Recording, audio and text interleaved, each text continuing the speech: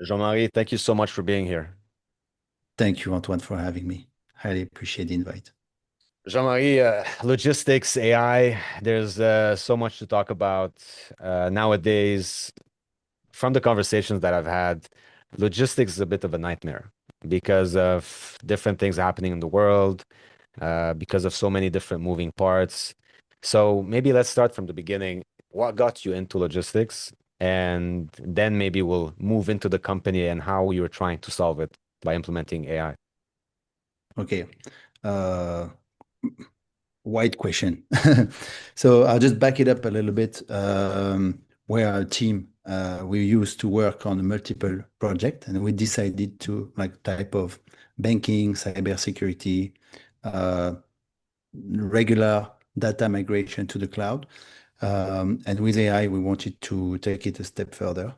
And we decided to focus on logistics for one simple reason, because I believe it's not going anywhere. And it's been here forever. Because forever we've been needed to store and move things. You know, even 2000 years ago, we needed to store and move things. So, and probably in 2000 years from now, we will still need to move and store things. And why? Because it's a highly under um, underserved area in terms of tech. Obviously, it's a very robust protocol. Usually, if you take the supply chain as a whole and logistics in a more, let's say, a shorter area, um, it's underserved in terms of technology, and there's a lot to be done. A lot of people are still running things on Excel sheets or Google spreadsheets, and from inventory to volume forecasting. So that's why we felt we could improve things and bring value to companies in that area and in that space.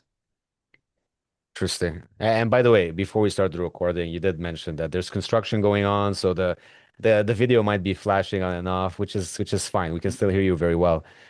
So, Jean-Marie, I really like the way you framed it. Logistics is the art of storing and moving things, which is basically what it is. It's like a very simplified version of to explain what how logistic works. But it is a very, even though you're still simplifying it, it is a very wide concept. So storing things, how can you store? What kind of companies would you work with? The scale that we're talking about, moving things involves so many restrictions. And when you move from country to country, you're talking about different regulations, different market, different cultures.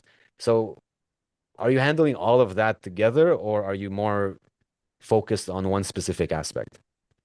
You're bringing on a great point, because this is very, very wide, and from end to end, there is a lot of steps.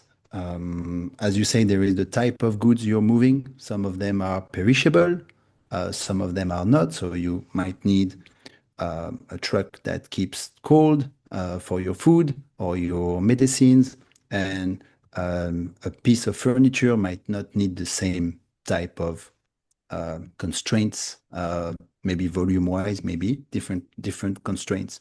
So depending on the goods, you have different of type of constraints, different type of regulation. That's why we cannot. It would be a lie if I tell you we do everything, because it's way too wide. Because in logistics, you have, let's say, three main areas, one being the cargo logistics, so through marine, you have air, and you have ground transportation, and every one of those categories have subcategories, being fleet management, being last mile delivery, and obviously you don't need the same type of software to handle a fleet of ships than a fleet of trucks on the ground, or fleet of planes.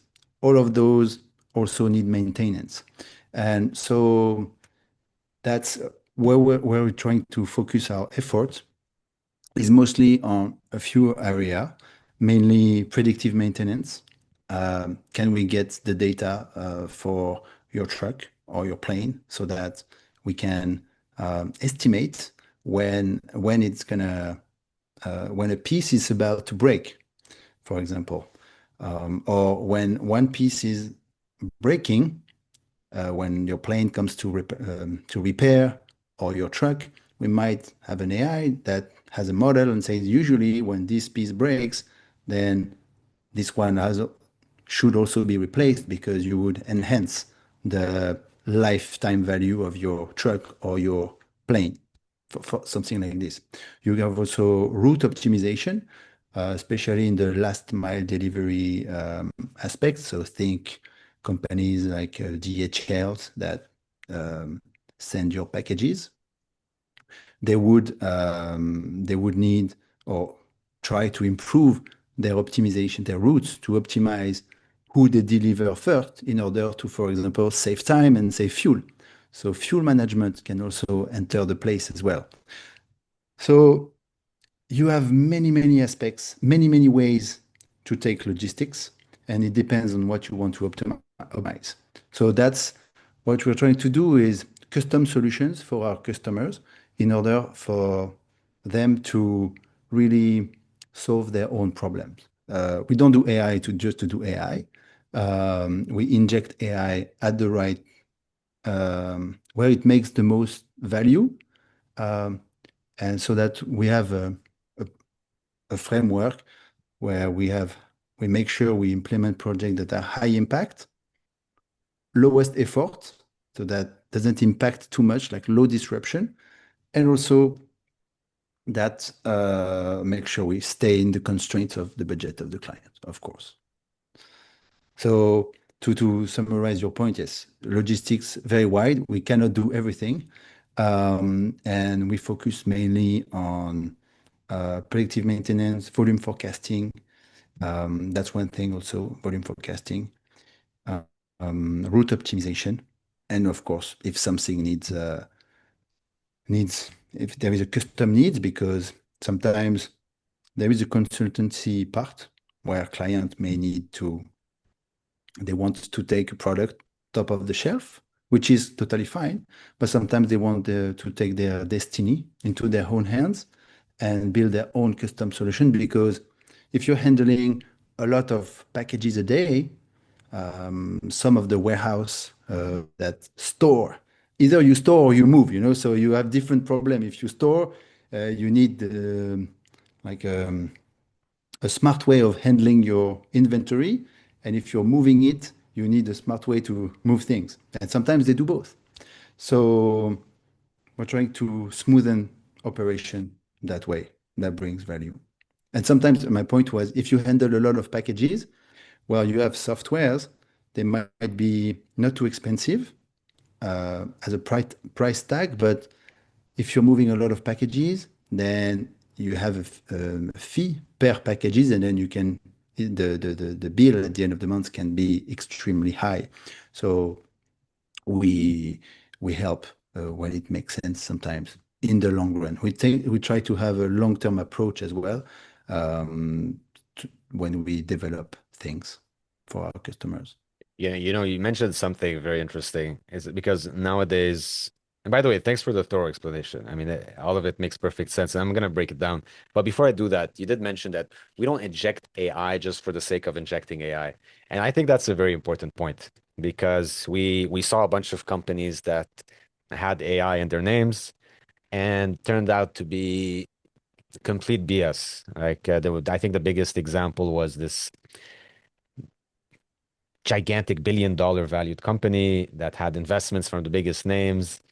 And eventually it turned out it was just they were outsourcing the data to Asia. And then you had hundreds of people like manually digging, diving Yes, I into. saw this. I Yeah. saw this. I saw this scandal. Yes, exactly. Well, that's obviously that's a big one. It was a big scandal overall. But it's a great point because there was also a study from MIT that reported that most AI solutions that were implemented were disappointing. But usually it's because they're trying to they hope that AI will just solve all of the problems. And there is a very important part of scoping of what you can do, what are your expectations. So that's important. And right now we see that AI can do a lot of things, maybe 80%, but we come in for the 20% left, and that's the hard part. If you're trying to learn a new language, it might take you a few, let's say in 1 year or two, you can have a good level of that language. Your learning curve is quite steep. But then, let's say you reach 90%, but to get to the 10% left, it might take you a decade or two. So that's the thing. That's the thing. And then AI should be used at the right let's say the right position in the chain, and then for the right thing. Yeah, I think scoping is the right word. You have to really target, have a very defined scope of where the AI will live, what it's going to do, and what's the start and end objective. Like it can't be AI will solve my problem. Let's just do it. Just Yes. company wide. And then people might think that let's say, of course, we take project, we are happy to implement AI, but we would say no more times than yes. It's like it would be unfair of us to say yes to all the project. It's our duty to say no more times than yes, because sometimes people just want to do AI for the sake of doing AI, sometimes because they are owned or because there is like the owner, like the top or the people owning the stocks want to see AI implemented. And so you have to have a purpose. That's important. Purpose to do AI. However, there is always, I mean, most of the time there is a part where AI can do a lot. But sometimes it's a hidden part.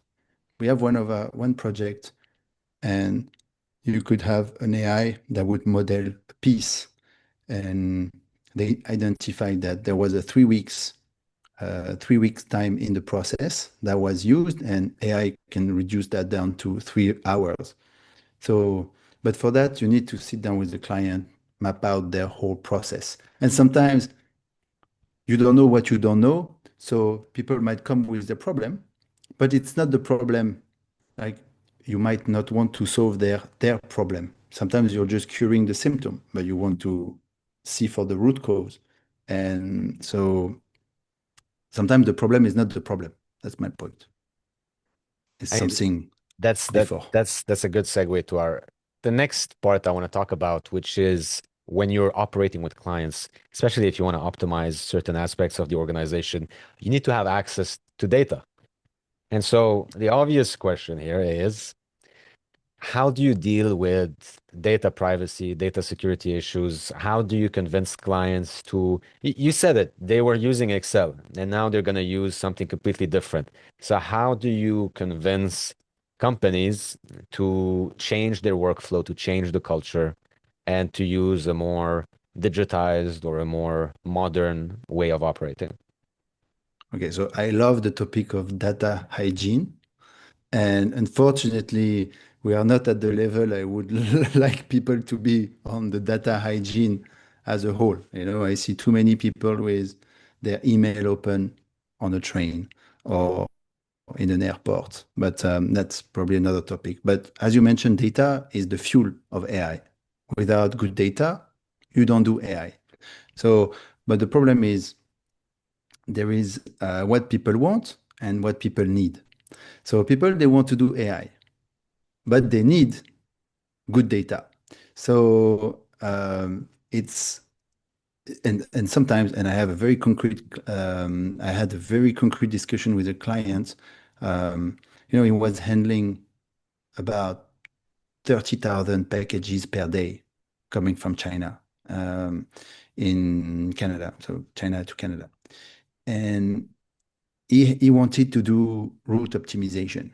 But by talking to him, his problem was clearly not route optimization, And back to the point one, part of logistics is also sometimes printing the label, Printing the label will be sticked on your Mm. packages. So this might sound almost silly, but this is very concrete problem that people face in the warehouses.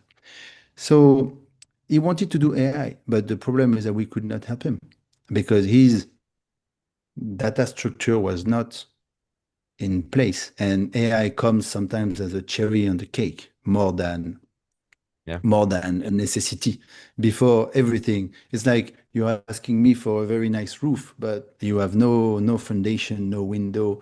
I cannot build you the roof. So it's a very important topic that people I see are starting to understand more and more that data is very important. So usually, if we notice that, and that's before Canaflow, that's previously the core team was exactly doing that. We probably have a duo that's maybe in the top top expert in terms of data governance and how to migrate data properly and handle that. So yes, that's if that there is an issue on that front, we have to tell the client. And sometimes there is a first part of the project that will be focused on getting the data right, and AI comes later down the line. That client, for example, I was mentioning, you wouldn't do AI before 2 years because it was way too far away. Um, so it's an issue, but slowly but surely people start to know. And you mentioned also privacy. So privacy, of course, is a topic. So we try to. It's our duty to explain to them, and if they are willing to use public AI, then okay, we can use public AI. And if they want to use private AI, then we use the proper model and we deploy them in-house or in a private area in the cloud for them. But that's something I would encourage. In a previous life, I was selling French, not French. Yeah, I was selling a French cloud in order to compete against Amazon, Mm. cloud alternatives. And that was the subject to have your data not on a US server because of the, I think, Patriot Act it was that allows the US to collect all of the data. But sometimes people would just use US data or without blinking, an eye. And they probably use Outlook or they use and if I may, there is a very huge topic to do on digital health in general. Uh, You opened so many doors. Now it's very difficult uh, for me to pick where to go next. sorry, I talk too much. But no, I, not at all. But I'm just, it's really refreshing to talk to someone who gets the big picture because talking about data governance and when you told me it takes 2 years for that client to actually start building, that sounded to me like someone who's been in the industry because you Mm. can't just revamp a process and say, okay, as of next week, we're using AI. It's not how the real world works. So I guess I'll end with this, Jean-Marie. By definition, shipping means operating different in different zones in different areas. So I'm wondering for you, are you operating with clients in different geographical regions, or are you just focused on, for example, the storage aspects and the optimizing on the routes aspect in one region? So talk to me a bit about your client base. Where are they based? So we're mostly working with a Northern American company, Canada and USA. Canada leading the pack. Um, we're starting in Dubai also because uh, it's I said it was underserved. Logistics is underserved in terms of tech but this region is underserved as a whole in terms of tech. So there's a lot to do. And there is it's a Dubai is a huge hub in terms of logistics. A lot of cargo ship coming, a lot of airspace and ground transportation. But the focus, I mean, the biggest of our clients are in North America. And it turns out that we tend to have a majority of people in the ground transportation, in the last mile delivery, um, especially with the tariff war going on. This impacts a lot the trucking world. So it's fascinating to see what a political decision has a really concrete impact on the logistic aspect. Because if a tariff, like let's say Trump putting a tariff on the woods, then the woods from Canada, actually, and Canada had a lot of business coming from woods. Then now it's flipped, and then now the US is having a lot of, it's almost congested, they don't have enough truck to do all the transportation needed. So it's yeah, it's mostly, so to summarize, North America, trucking industry. I mean, that's super interesting. I would say more than just logistics impact, I'd say it's a societal impact. We need to reorganize everything. It's a societal impact, but the problem, it's interesting to see because we are in need. I'm taking the trucking industry, but we are in need of driver, we are in need of trucks, and the consumption is on the other hand increasing to new highs. Amazon has broken the barrier of same day delivery. Um, Sometimes when I was living in New York, it was 2 hours delivery for Wow. HelloFresh, and now they not HelloFresh, Amazon Fresh was 2 hours delivery in New York, and I mean New York, New York, and here in Dubai they crossed that barrier of 15 minutes on some items. So that's okay. That's Amazon. They are at the top level of logistics, but we keep the consumption has never been that high, and then the problems at the logistic level are crazy. And when you see it firsthand, it's interesting to see why how such as not small impact, but an impact somewhere in the chain has a rippling effect somewhere down the line. And yeah, to give you an idea, because people don't realize, you have big companies such as Timu. I don't know if you know Timu, the Chinese company. Do you think how many packages do they send a day to the US? Uh, it's 1 million packages Per day. per day. Shine is a similar number. And I'm not including Amazon, the Lululemon of that world, the UPS, the regular post. So all those trucks, all those packages, they need trucks and drivers to find to find the way to your home. And if they don't, and there is tighter and tighter SLAs put on the warehouses, and on the delivery companies, last mile delivery. So that's why they have a lot of challenges to address, because with tighter SLAs, more things to do, less people, you have to leverage AI because you need better forecasting, you need better routes, maybe you need autonomous driving. I think I saw in Canada recently you had a lot of trucking accidents because of drivers that were exhausted sometimes or inattentive. Maybe autonomous truck will change the game. I mean, will probably change the game. So seeing that firsthand uh, is interesting. I think that's an understatement to say that it's interesting. I No, think it's fascinating. I would say fascinating. fascinating. There you go. We agree on that. And that's why we need companies like yours, Jean-Marie. Doing things the old way is just not gonna work. Anyways, I want to respect your time. So thank you so much for doing this. It's fascinating. I love everything you're doing. And I'll be watching. Thanks so much, Antoine. Highly, highly appreciate it. Thanks so much for having me.